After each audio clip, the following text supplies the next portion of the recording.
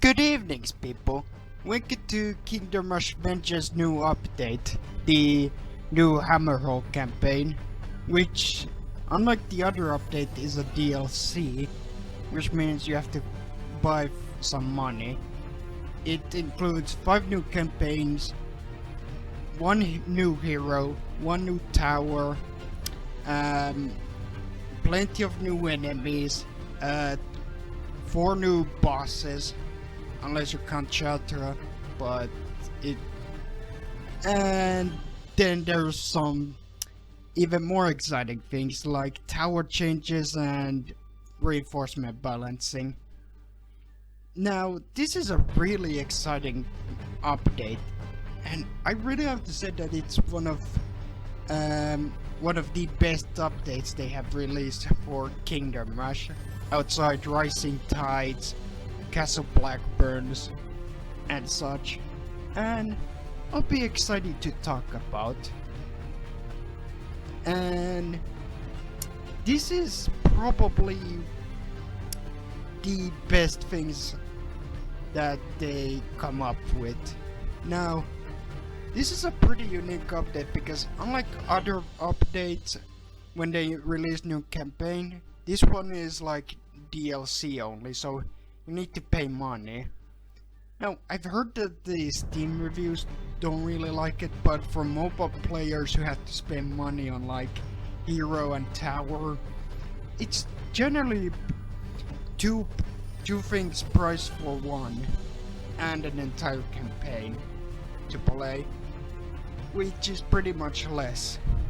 And that's the thing of why it's one of like those updates that excite me, because they might do it like in the future if Kingdom Rush 5 comes out, if they release one, but this one is very excited to talk about.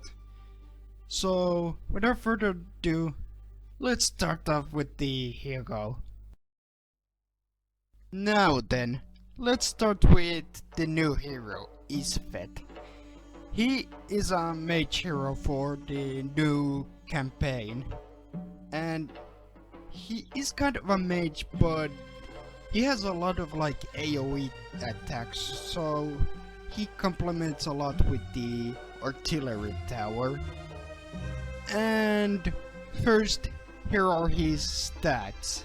Now, he's got 420 HP at max level, 33 to 60 food damage, and he has a pretty long respawn rate of 18 seconds, and a pretty fast attack rate, I don't know, 1.5 second or 1 second. And he doesn't seem like from stats wise very impressive, but he's got like pretty good abilities aside from one. And first I'm gonna be talking about his passive. First I'm gonna be talking about his hero passive, which is the Fallen Servants. Now, the Fallen Servants functions like this. If any enemy dies, he will like summon like mummies. And he can summon like 2 mummies at max. And from what I can tell, it's a pretty good passive. Not like overpowered or anything, but it is like one of like good hero passives introduced. It just makes so that a range hero doesn't need to like care about the mummies. The mummies function more like The Walking Dead, where they just walk. However, they kind of have like few distance away, and it kind of like triggers like if there's like nearby enemies who died near Isvet, he will like summon 2 units, which is really good for a range hero who focuses on range. He's kind of similar to the Lich hero from Vengeance, Mortimer, with like the zombies, except they don't drain health but instead just walk. And now I'm gonna be talking about his abilities. Starting out with Black Swarm. Now, this is at max level, it does like 160 damage. Now, how does this function? Well, Isbeth will basically do this animation where he bows, and from where the pots have, they just come like flies. They look very similar to how the goblin runs through the beehive, except that it functions more like plague carriers that Boneheart has from Frontiers. However, not as overpowered as anything, but pretty effective, pretty effective at cleaning out weaker enemies, which is a pretty nice ability. At its max level it does like 160, but it is good enough to basically weaken a lot of weak enemies. And it basically does the physical damage, I think, which is alright, I guess. But other than that, I'd say his first ability is really nice.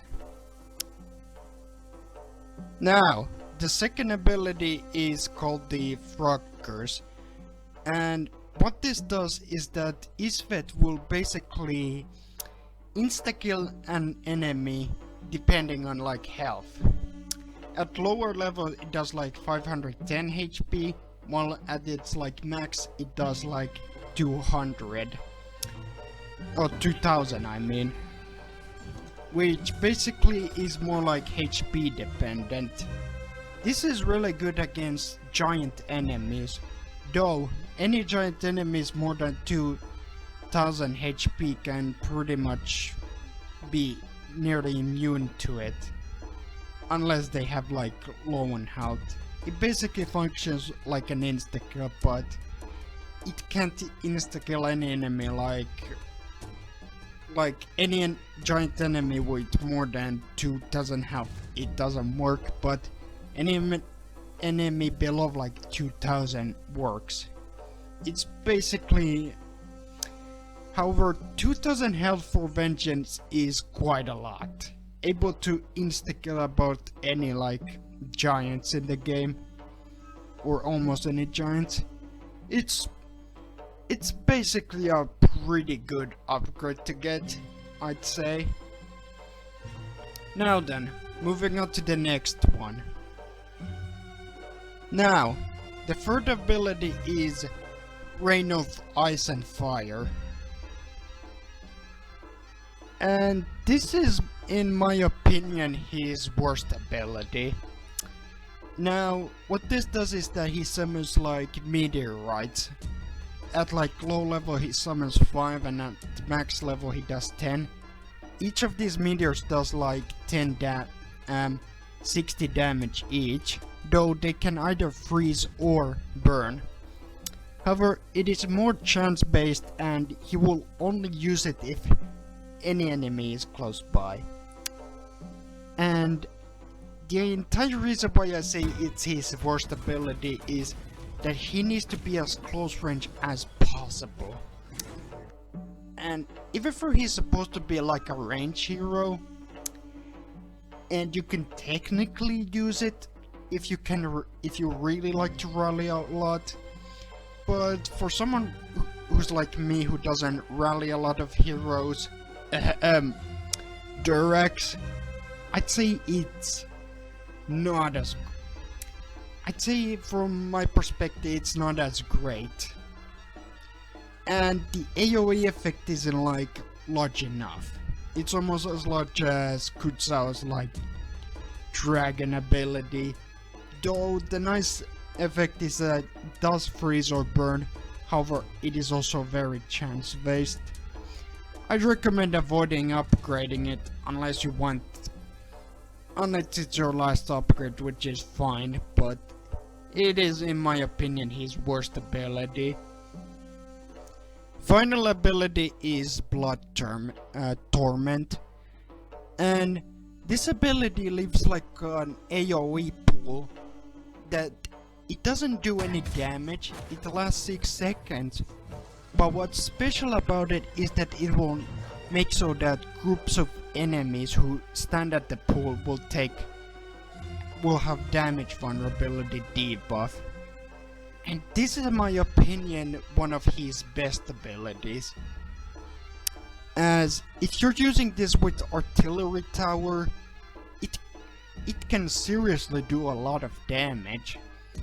Because if you groups up a lot of enemies and use it with conjunction with Artillery, it can do a lot of damage. And since this is a damage vulnerability with an AoE, it is insanely good. It's almost as good as Tribal Extrover's like Totem of Weakness, but it's basically more AoE dependent, and this is, in my opinion, what makes Isvet an AoE like hero who Isvet, in my opinion, works really well with AoE towers, especially with this ability, and I can truly tell that he complements well with, and I recommend getting this at max upgrade. It's just so good. And for his final ability, or his hero spell, is the Darkest Tempest. Now, it summons a storm that hits like an enemy and does like 400 damage. I'm not sure if it does true damage or magic damage, but its side effect is that it slows down enemies. Now, it also has a pretty fast recharge rate and can chain for pretty much on few enemies. Now, I'm not sure if this is an AoE ability or just a single target use, but you can diversely use it however you want with it. It's pretty effective against lonesome giant enemies, and it is pretty effective also against groups of like a packs of few enemies. I'm not sure if it's good against like an entire like massive groups, but for having a pretty fast recharge rate and doing maybe true damage, it might be a pretty effective hero spell. Now, what is my final verdict about Isvet? Well, even for his abilities and all of his hero abilities, and his like passive is really good, I don't necessarily think Isvet is like that great. He is good, don't get me wrong, and he works surprisingly, and all of his abilities have AoE, so he complements really well with Artillery Towers. But I wouldn't say he's that great. And that's mainly because he doesn't do too much damage or anything like that. But he is overall a really good range hero, especially when it comes to synergizing with Artillery Tower. Isvet is just really good with artillery, and that's what I'm all gonna be talking about. Well then, next up I'm gonna be talking about the new tower that the Hammerhold has introduced, which is the Sandworm Hollow. Now the Sandworm Hollow, it is a new tower introduced to the Kingdom Rush Vengeance for the DLC, and this one is, I'm not sure how to say about it. It's an artillery tower it's almost the same as the Ignisalter from the previous update that I made about, except that it does a lot more damage. However, it can't slow down. Now, it does around over twice the damage of the Ignisalter, especially at level 4, but it only does physical damage, while Ignis now does true damage, but I'd get to that later. Now, as a tower of its own, I don't find it that unique. It has a little less range and it is somewhat expensive, despite the fact that it does more damage. But, and since this is the sandworm from Frontiers, you know that one guy that burrows underneath. Yeah, this is the tower. Maybe it's their babies or something. And even though I don't find this tower to be that unique, it does have its fair share of unique abilities. Starting out with Call of the Desert. Now, the Call of the Desert summons like a Dune Terror or sandworms from Frontiers. Remember those guys from Frontiers that attack your unit and are kinda invincible unless you block with your units? Well, they came back and now they're your units, and the stats kinda increases each upgrade. First it's got same health as easy mode Doom Terrors from Frontiers, but then later on it gets a little bit stronger. And if I had to describe how the Doom Terror works in this game, it's that it works like the Walking Dead, except that it's not that great. The Doom Terrors have lower health than skeletons, especially the skeleton knights, and don't do much damage, but they do, however, are slightly cheaper, which isn't saying much. But it is a nice way to have an extra unit that can walk to the path. I wouldn't say it's that great, but it is a nice fit for the game, especially for the Sandworm Tower. And next up we have Snack Tower. Now, this one is pretty much the thing that makes the Sandworm borrow from Frontiers, which is pretty identical how it basically did in Frontiers.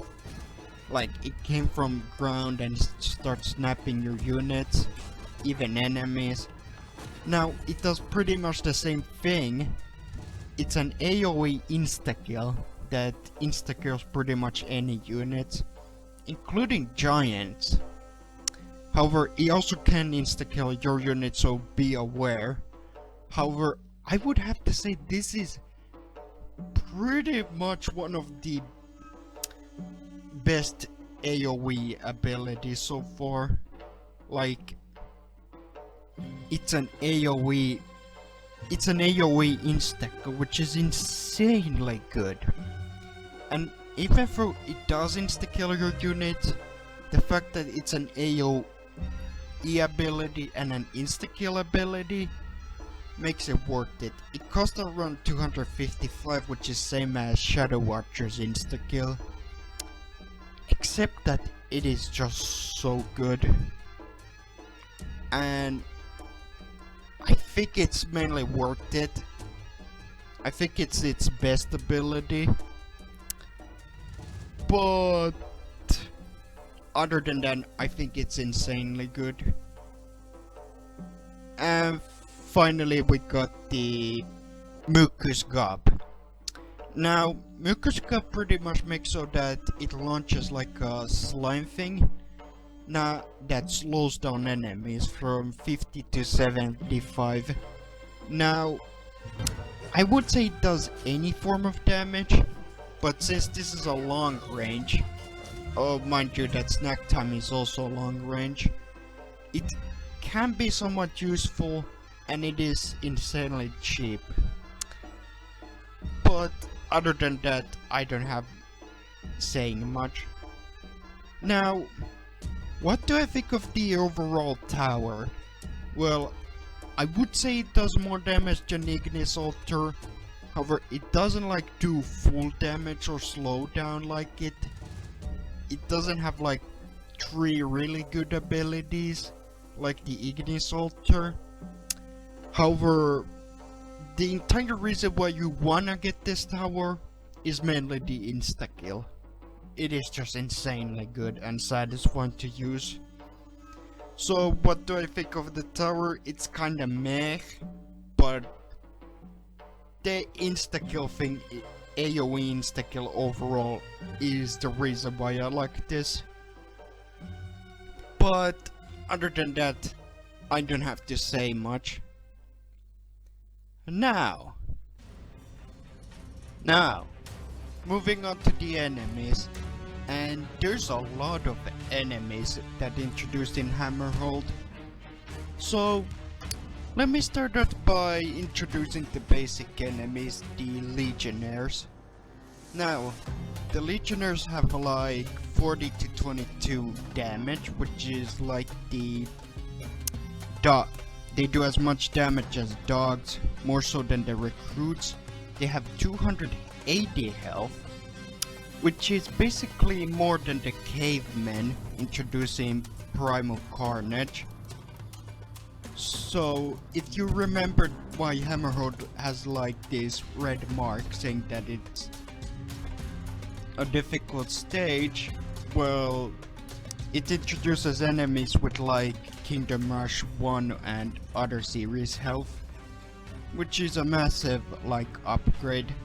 They don't have any armor or magic resistant, and they have medium speed. It just looks that slow and cost 1 life. Now, they are pretty much like the Legion archers that you see from Kingdom Rush Frontiers, but they're now instead like melee enemies or basic enemies. At first I thought they were gonna introduce like desert variant of recruits and footmen, but they instead chose these path. Now, since they got the same health as trolls, they are kinda tanky, but other than that they're kinda basic, so use any towers. Next up we got the Legionnaire archers, and these are like the archer variants of the Legionnaires, and I think these are supposed to be like what the tower variant is, but now have a different look. They have 140 HP, almost as much as the Viking, 8 to 12 damage, which seems low, and almost rest of the stuff is pretty basic. Now, as far as the looks go, they look very similar to like the crossbow bot ladies with their hair and such.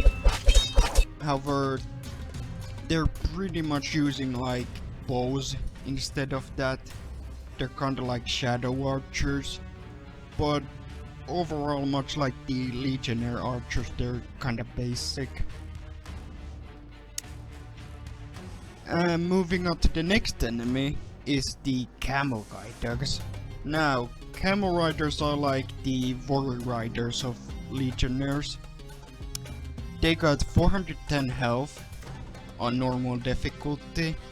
Keep in mind every health is like normal difficulty. They do 35 to 50, which is a pretty average damage for every beefy enemy, like from Vengeance. They got medium speed, they cost 2 health, and other than that they're kinda like this. You can pretty much possess them, which if you successfully kill it gives you an extra unit. However, unlike with the raptors or such, they're kinda balanced, which is pretty fine, and they kinda serve as fast enemies for this campaign. They are quick and they are beefy, do high damage, but if you can kill them fast enough, they don't pose much of a threat. Next up we got the nomads. Now these are new ranged enemies that are trained under Mirage, which I'll get to later. And they have stats like this: 270 health, 26 to 34 range damage, or melee as well, fast or medium speed as is list. Rest is uninteresting. Now, they have a pretty unique ability to shadow jump, which is somewhat borrowed for Twilight Heresy from Origins in a similar way, except that they're more like true range enemies. Now, you can try and block them, but they will like jump back. I think it's also somewhat borrowed from Mirage's ability from Frontiers, but now they're like enemy variants. You can pretty much like block them and let them like do their range attack. Other than that, they don't pose much of a threat. Their bounty is pretty low, like one of the lowest things, though they're kinda rare, and blocking seems to be the best option since they can never like run to the exit if there's a blocker. So rely blockers as much as possible. You use any range tower and they're kinda fine. They're not much difficult. Oh boy. And here we have the genies. Remember these guys that you used from Frontiers like level 4 where they could insta-kill any enemies? Well, they're back, and they are pretty annoying, and I'll get to that later.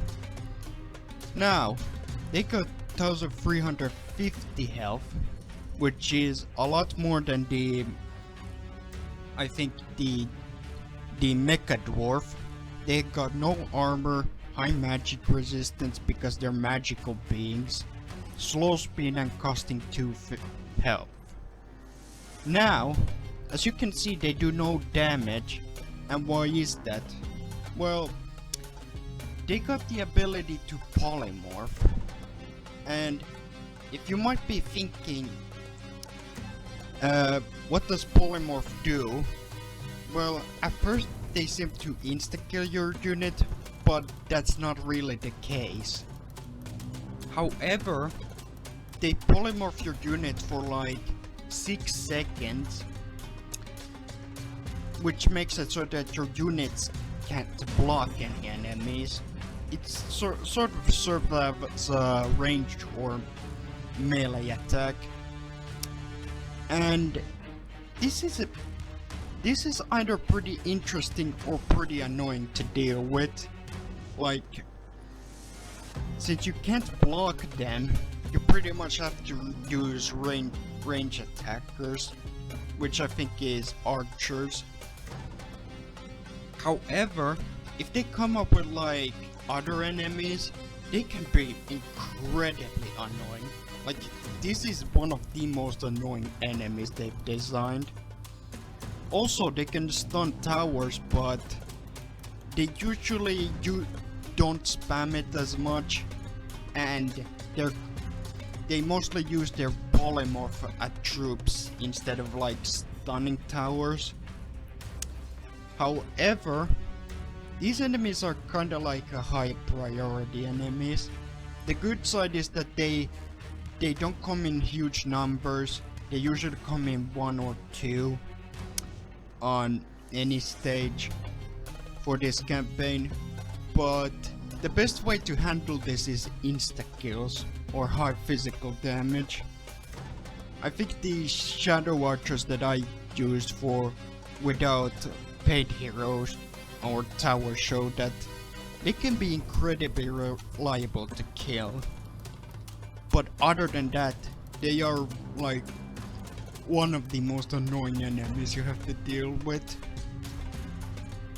And they're incredibly hard to use with melee towers, even with the harassers. Though, in Frontiers they were your friendliest units, but in Vengeance they are such a nightmare to deal with, I'll tell you that. Next up we got the Magic Carpets. Now, Magic Carpets are like flying enemies. They have like medium magic resistance, 320 health, 48 to 72 damage, magic damage, and their ranged magic attack actually does AoE damage. Now, for damage alone, you might think they're kinda threatening, which if you like regroup a lot of like units, they can be incredibly somewhat tough to deal with. However, their attack speed is like 3 seconds, which they don't use it often, and even though they come in huge numbers later, they do however seem to always like stall a bit and then throw. And even though they seem to have medium magic resistance, you can easily pretty much use Magic Tower, as they do decently good job at it. Though physical towers like Shadow Archers or Boneflingers can handle them easily. I do say they are pretty beefy, but they're not super difficult to deal with. Though they're like the second enemy that are like anti-barracky. Then we got the Falconeer. Now, the Falconeer is pretty much like a new form of enemy. Like it usually spawns a falcon, which pretty much works as a, which the falcons functions like the Shadow Archers crow ability. They do 30 to 45 damage, though their attack speed is 1.5, 360 health on medium difficulty, medium armor, which is almost the same as the Flying Carpets, and a bit of slow speed, or I guess medium. Now, these are like the Legionnaires or the Elite Legionnaires from Frontiers that you can buy, except now they serve as enemies. And the most unique part is that they basically took the crossbow ladies' falcons and start to use them for themselves, which is kind of weird, but yeah, kind of weird that a lot of like roles have been switched. Legion Archers are now melee, crossbow fort ladies are now like Legion Archers. Now these one basically use the falcons from crossbow fort, but that's about it. Even though they have medium armor and seem beefy, sometimes spammy, they don't pose much of a threat to physical towers, so you can use Boneflingers and Harassers. And they're, even though they do high damage, you can still stall them. Their attack speed is much slower, so they're not too much of a threat. They are kinda like beefier than Legionnaires, but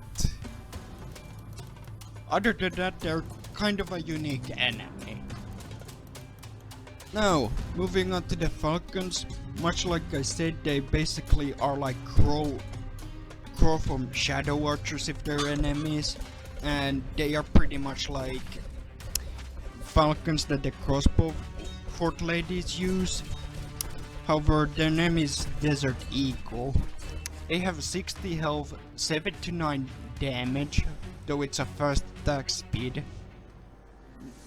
No armor or magic resistance, fast speed. It doesn't like point, and they take 1 life. Now, these Desert Eagles kinda like... they're kind of those types of flying enemies that I do like, because they basically serve as damage rule. They don't have a lot of health, but they're kind of fast, and you can actually stall with your units with it. Just make sure to have a lot of beefy as possible. Gargoyles are good enough.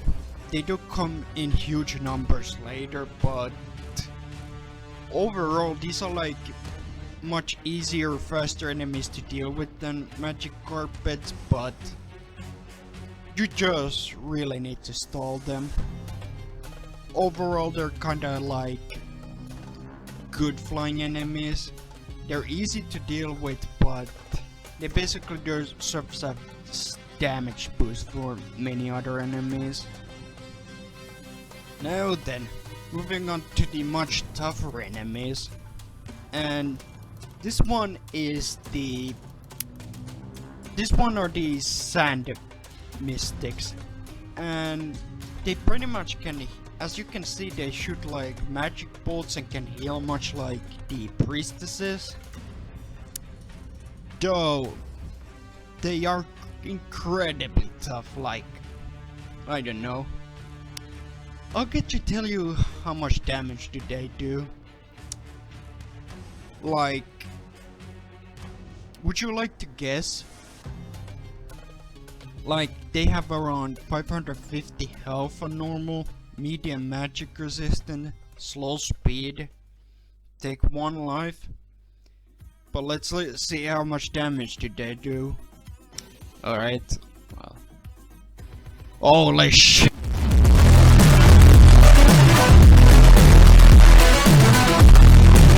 So anyways, as I'm showcasing, they hit pretty hard, like incredibly hard.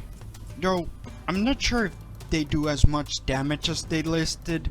I've been using level 2 harassers and they somehow survive. Their magic does like AoE damage, and since they basically serve a similar role as priestesses but tougher and more powerful, they can be threatening.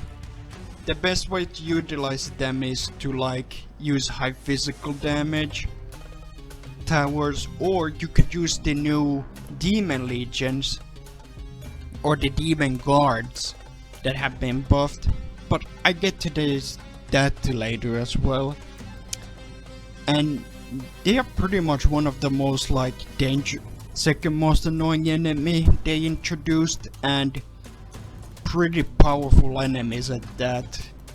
If you have too many groups of units, they can pretty much zap them. Like, regrouping isn't gonna work, and their AoE is pretty huge. And they can also heal. They do come later in 2 or even 3, so they can be somewhat annoying to deal with, but high physical damage and insta-kills is all you need. Though, you can also possess them and you can turn their attack against them, which can serve pretty well at using against any other tougher enemies. So that's a nice thing to use for them. Other than that, they're pretty tough. Next up, we got the returning barrack unit now serve as the enemies, and these are the assassins, or the master assassins as they claim. They do 26 to 38 damage, 500 health, which isn't too much, medium speed, or which is fast speed, and they got some unique abilities. First up, they can dodge melee attacks, and which is kind of similar to bandits. And second, they have like an insta-kill attack, which every 5 hit they will use their sneak attack and insta-kill. It's pretty much guaranteed insta-kill. They kinda have the same role as bandits or the red caps, where they're like, you can use any tower except for barracks, because stalling isn't gonna work on them. Though since you can also possess them, you can also turn against them. Shadow Watcher's gonna prove to be really good against them, especially their powerful range attacks, so it kinda lowers their now the only thing that's missing is their invisibility, but when you have like guaranteed insta-kill and dodge ability, and the fact that they're kind of fast and bulky, I don't think they necessarily need it. But other than that, they're kind of like high sorcerers. They have like all their abilities in this game, outside of few, and even then they're kind of tough, deadly enemies. They can't insta-kill heroes, so you can use Varric and that, but towers like the Knights, Swamp Thing, or pretty much any other form of like a stall tower isn't gonna work on them. But you can possess them and they can die pretty fast. Though they are really nice addition to the game. And it's a nice thing to see like Assassin's Guild be now as enemies. Now, moving on to the 2 other enemies. We got the elephants. And they're kinda like mini-bosses, however they move straight forward, only appear like 2 levels. And I must categorize like 2 elephants here. The first one being the drum elephants, which appear much later than the war elephants, but the drum elephant doesn't do any damage, has 280 2800 health, high armor, no speed, slow speed, and take 3 lives. Now, these things are also categorized as mini bosses, meaning that you can't insta-kill or teleport them. They're kinda like Cerberus from Kingdom Rush 1, except they can't attack, but they can trample your units, meaning that if you have units underneath, they can't do anything on them, aside from harassers, but they both have armor, same health, and they can do damage while trampling. The war elephant is rarely seen. They buff their however, they pretty much have an aura that just buffs the enemy's speed. They can be quite dangerous, but any form of high magic DPS towers, aside for specters, can be really reliable. The blazing gem can shred them, but infernals can just pretty much do fine, even at the impossible difficulty. But overall, they're kinda like Kingpin. You can't block them, but they're incredibly slow, and any form of high DPS mage towers can handle them. The second elephant is the war elephant, and unlike the drum elephant, they can actually use their range attacks. However, it does like 8 to 12 damage per, but the main difference between the two is that the war elephant is much more common, and secondly, they do prioritize the heroes a lot, but their damage isn't too high, and if you have any form of ranged hero, like Azra, lowering their armor, or Alok, who pierces their armor entirely, they're not too much of a threat. But outside of that, they're both incredibly bulky, highly armored, can't teleport or insta-kill, and can't be blocked. But any form of high DPS mage tower is fine against them. Now, moving on to the support enemies, we got like 3 enemies from like the 4th level. Now, these are the Rock Bearer, the snake person, and the chicken thrower. Now, they kinda serve a similar role as the farmers from Oathill Farm, is that they kinda serve support enemies. They don't do a lot of damage, their health is pretty low, but they come in pretty decent numbers. But overall they don't pose much of a threat. Any DPS or artillery tower can just do fine. Overall they're kinda there. They aren't the main enemies, but the dangerous one of which is the snake one because it poisons. The Rock Bearer is weakest because it's a melee, and the chicken thrower is a ranged, half ranged. But overall they don't pose much of a threat. Now then, moving on to the bosses, or as I like to call, well, they do say they're mini bosses, but they're actually bosses.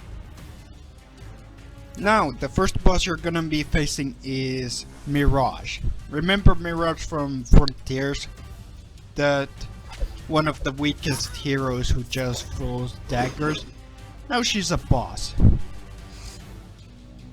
Now she got 7,500 health, 22-28 damage, though as in boss fights it's 150 to 190 damage.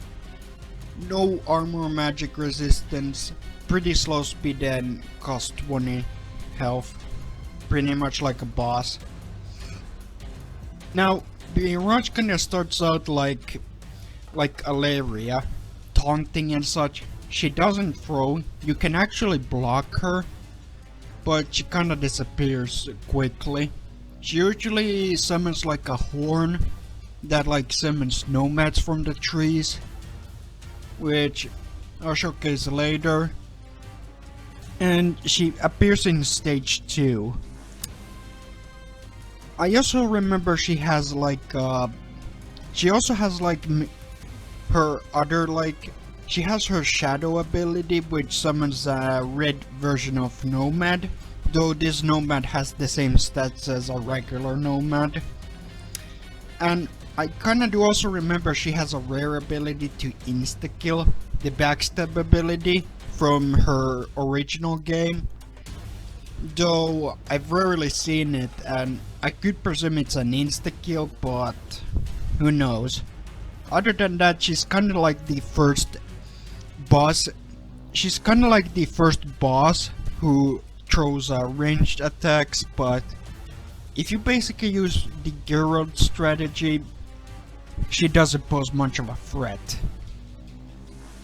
Moving on to the next boss is Shatka. Now Shatka is pretty much like Magnus from the first stage of Lineria. He only appears later. He's probably the easiest boss, but he doesn't have any stats. He pretty much serves the same purpose.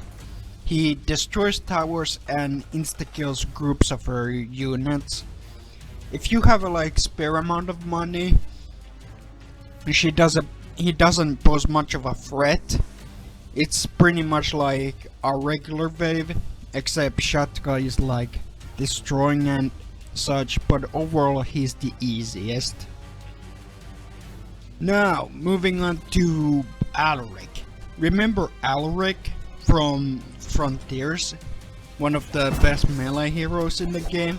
Now he's back as a boss. And here's overall stats. 8,000 health, 184 to 272 damage, which is really his flurry attack because his attack is actually 84 to 128 damage in his like boss stats. No armor or magic resistance, kinda strange. Slow speed and cost 20 like Elaria. Now, what does Alaric do? Well, for starters, he has his flurry back, which is more like an AoE attack.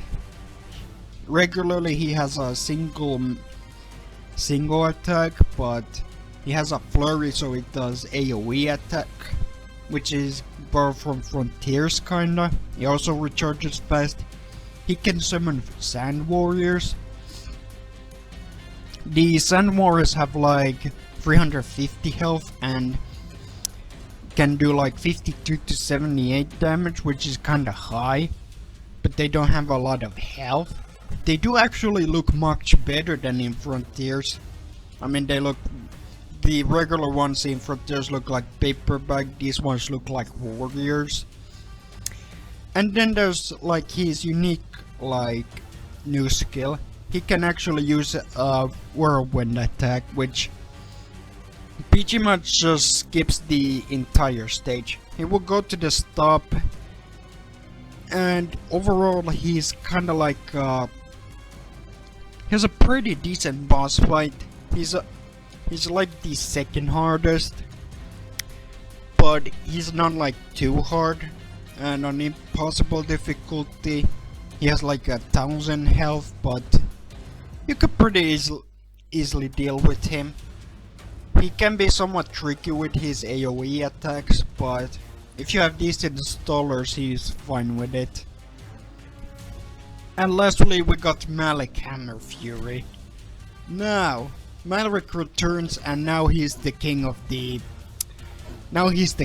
Hammerhold. And those are like his stats. 9,000 health on normal, 172 to 260 damage. I think it's AoE. No armor or magic resistance as is expected. Slow speed and cost 20. Now, if you pretty much seen from the trailers, he has like pretty unique abilities. First of all, Malik can like crush towers. It's kinda similar to Umbra, except that you can't place any form of tower. He just destroys the tower, you can't place it, and it becomes difficult. His second ability is that he can summon a lightning, which prioritizes heroes and can pretty much insta-kill most units. It does pretty high damage, and it is like his dangerous ability. Third ability is that he can pretty much hop from stages.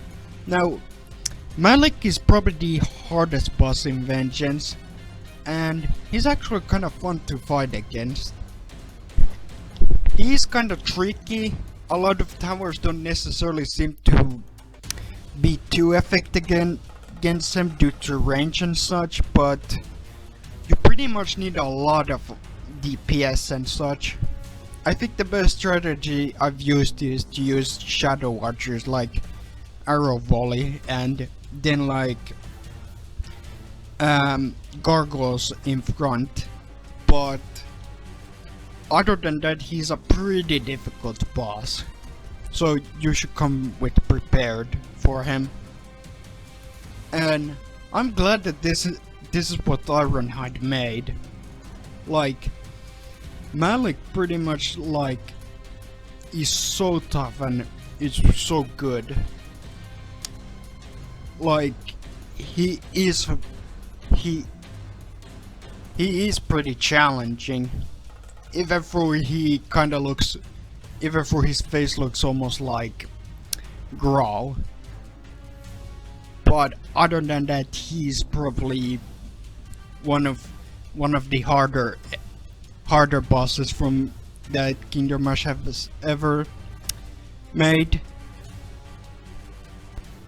So anyways, that's all of the enemies.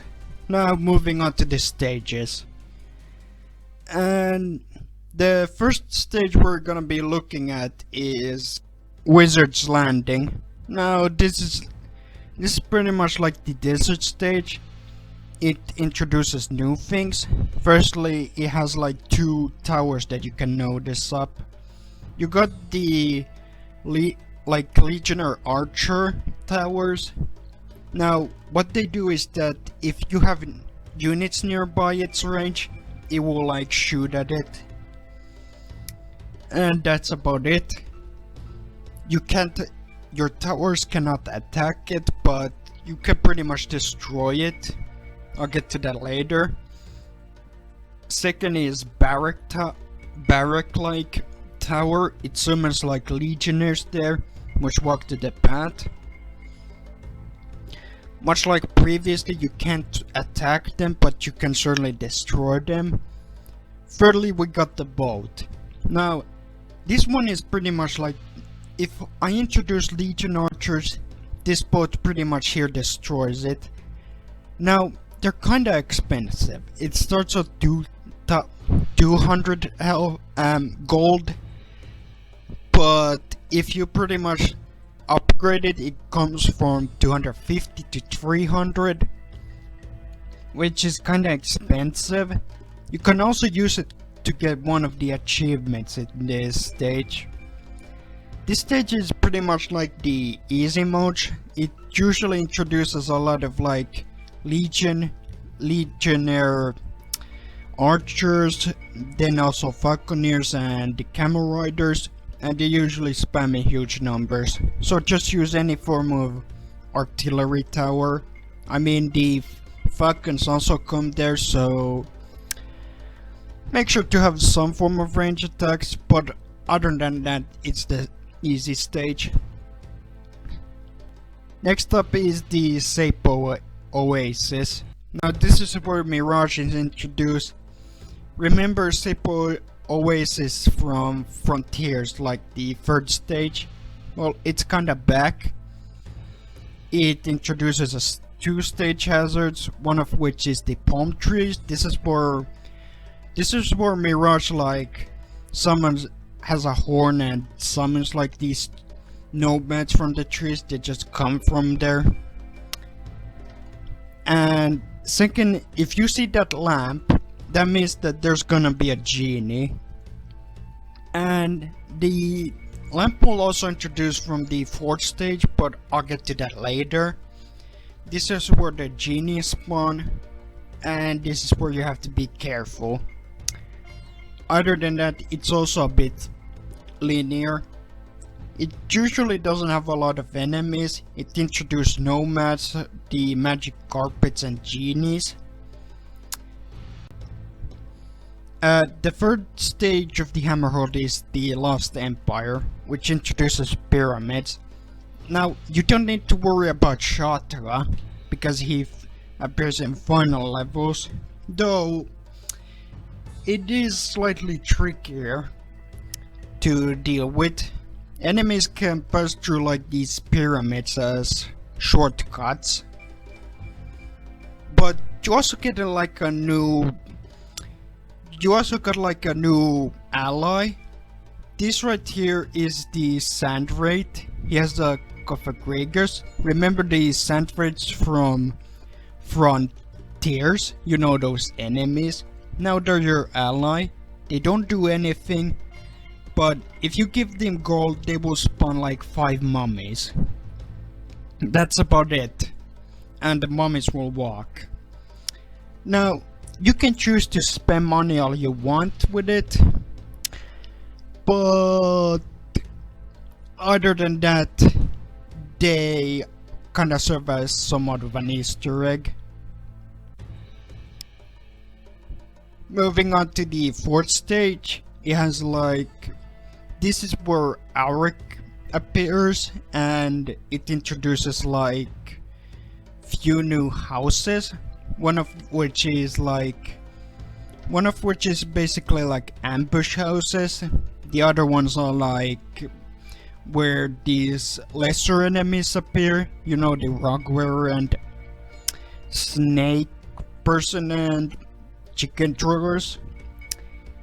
And then there's also like this lamp house, which appears from frontiers like Nazagu's place on Heroic and Icon stages. This is where genies spawn, so be careful about it. But other than that, this is a pretty fun hazard level. It introduces war elephants, but other than that, nothing interesting. Final stage is the arena, and this is where Malik appears. And this is somewhat hard, but not much. The arena kinda resembles similar to Legends of Kingdom Rush place. With its arena, you got the humans and your dark army here cheering. It doesn't have a lot of Easter eggs other than that one guy from Frontiers, but you get to that later. This is where Malik pretty much taunts. He doesn't do anything, he just watches. And overall, this is like the final stage of the game. What else do I have to say much? It is pretty difficult, but you can get to that later. Moving on to the buffs. Now, believe it or not, this update also buffed certain towers, and I'm gonna showcase all of them. But first up, I'm gonna be showcasing the Demon Legions. The Demon Legions have been buffed. Not only do they do much higher damage, but they also last a pretty long time, lasting for 18 seconds. This makes them much more reliable at pretty much tanking and suicide running. And overall, I say it's a really huge buff for them. Second of all is the Grim Cemetery. Now, the Grim Cemetery got buffed. I think it's pretty much their spawn point, but other than that, it's not noticeable. Third is the Shadow Archers. Now the Crow got a buff. Now the Crow does twice more than before, which, to be fair, it's not that noticeable. Now Rocket Riders got a huge buff for their damage. Riding high! Not only do they do Want me much to crash? higher than before, To infinity and beyond! Prepare for trouble! but their mines have also their price lowered, which is fine, I guess. Bigger runs also got a huge buff. I'm rubber, you're glue! I'm rubber, you're glue! Now they do much higher damage than before, a slight buff. I'm rubber, you're glue! Stark. Now, the Oppressive. Let's go nuclear. Now look at the range. It used to be pretty short, like which is nice. The Orc Shaman got its minimum damage buff. Nature's my weapon. Now it does like 44 to 209, which is One with the nice. storm. Also, Static Shock also got buffed, Thunderstruck. which does 15 to 50 at max, which is a nice thing. Blazing Gem got nerfed, especially the damage output, as this was the only tower that got a major nerf for this update. Finally, it's the Ignis Altar. Let's crack some skulls! Now the Ignisalter does like true damage. I do think it's somewhat bugged, can do explosive damage, but it is supposed to list as true damage because you know, magma. So anyways, what do I think of the overall update? I think the campaign is really good. Introduced 5 levels, which is the highest of any Elite campaign. I do like the mini-bosses. I like that you can fight Alric, Mirage, Shatra and Malik.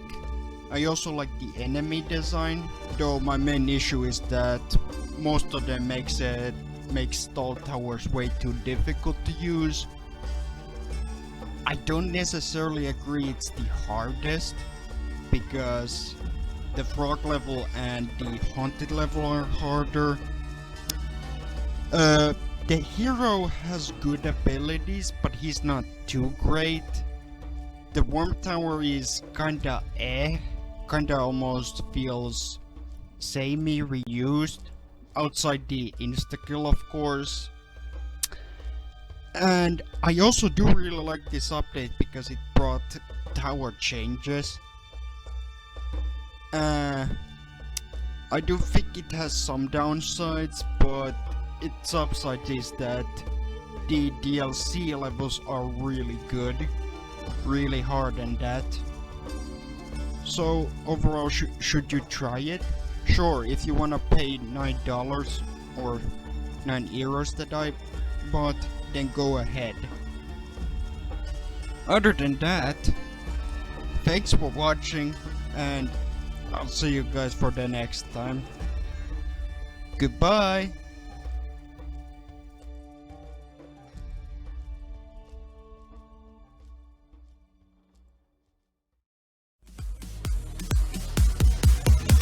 The kisses of the sun were sweet, I didn't blink, I let it in my eyes. Like an exotic drink, the radio playing songs that I have never heard. I don't know what to say. Oh, not another word, just